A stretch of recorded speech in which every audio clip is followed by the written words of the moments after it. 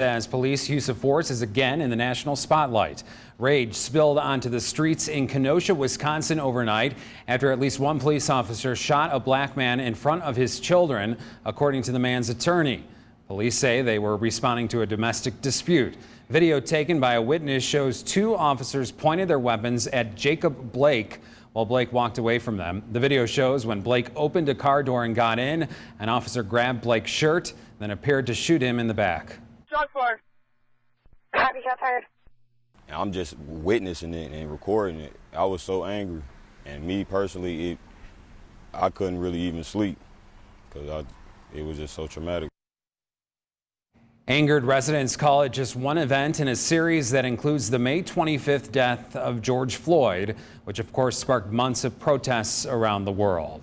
For more on the Fort Wayne seminar intended to show the public if and when force is needed, Fort Wayne's NBC reporter Jeff Newmeyer joins us live from downtown with more on that. Jeff? Yeah, Tom, lots of attention focused on Kenosha, Wisconsin, you mentioned before, where that black man was tased and shot repeatedly in the back by police this weekend after he clashed with officers when he reportedly tried to break up that dispute.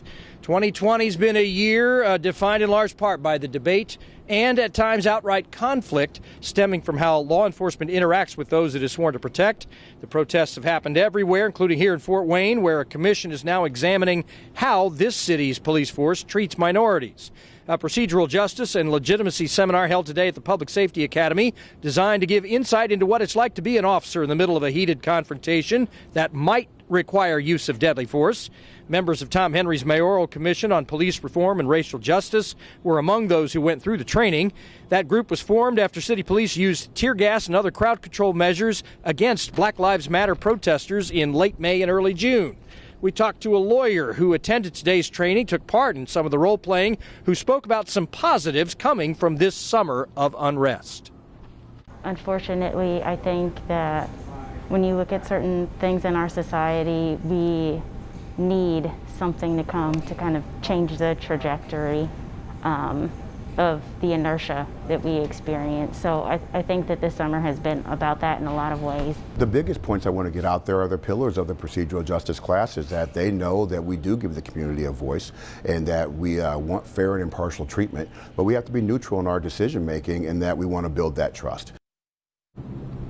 Now, the seminar included use of force situations where participants actually had a gun placed in their hands to see how they responded to a confrontation scenario. This procedural justice and legitimacy training was developed, I understand, out of President Obama's task force on 21st century policing. Fort Wayne police have been doing these kinds of seminars now for 7 years, is what we're told, but they may have never been as valuable as they are right now, trying to repair damaged relations with this part of the public, Tom and Linda, that remains very skeptical about how police do their jobs. All right, Jeff Newmeyer reporting live in downtown Fort Wayne tonight. Jeff, thank you.